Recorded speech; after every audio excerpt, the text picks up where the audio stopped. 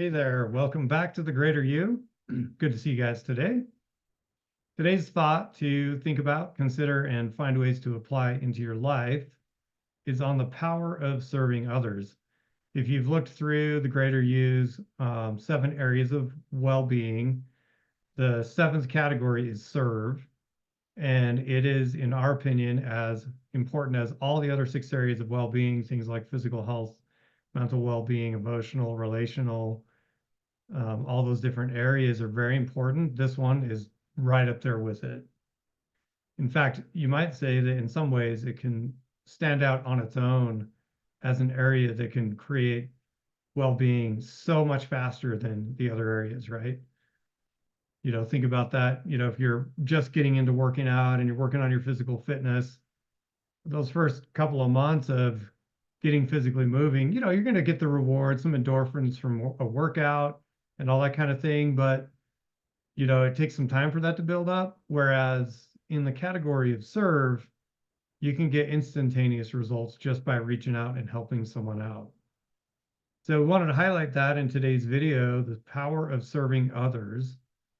So you can see here, this is some of our thoughts on this.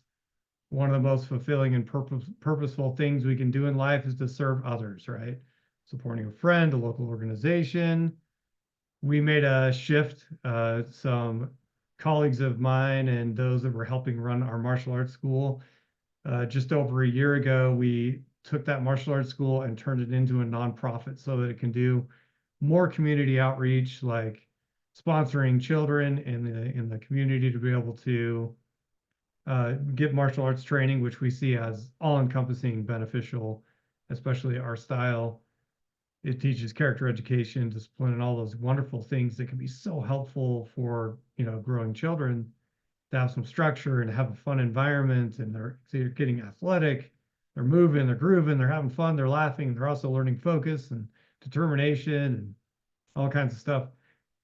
We shifted it to a nonprofit so that we could help the community, and the benefits that our leadership team have reported as they've made efforts to get out in the community, help out in local schools, and promote community events, doing different activities, self-defense seminars and things like that. They're loving it. They just feel so good when they put themselves out there.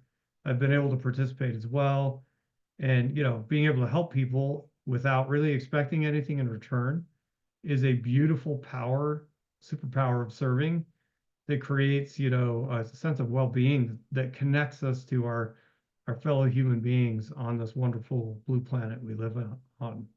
So that's just one example.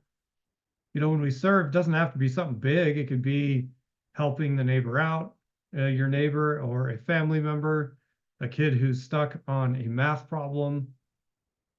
Finding ways to go out of our way and serve others really boosts us up. A couple of anecdotes. Marty Seligman was asked recently, on one of the podcasts I listened to, he was asked, hey, so what's the number one way for people to protect their minds against depression? Dr. Martin Seligman replies, find someone to serve and serve them. So in the literature of protecting the mind and positive psychology literature of protecting the mind against depression, putting ourselves into meaningful service of our fellow human beings is a great protector of our mental health and well-being. So that's an anecdote to think about. I think Dr. Seligman knows what he's talking about. We've referenced him before and will continue to. He's like the grandfather of positive psychology, or even the father of positive psychology, right? So he's done a lot to push this field forward and has done a lot of research and helped a lot of people. So it's pretty cool. Think about serving others. So it helps us develop our empathy for people, helps us develop our compassion. When we're serving another person, you're going to find that your desire to care for them is increased. It's a natural response to the human connection. So it helps break down those boundaries of judgment that sometimes cause us to other people and think about them as, separate from ourselves. We can see ourselves as part of the human collective when we're serving people that are in tough situations.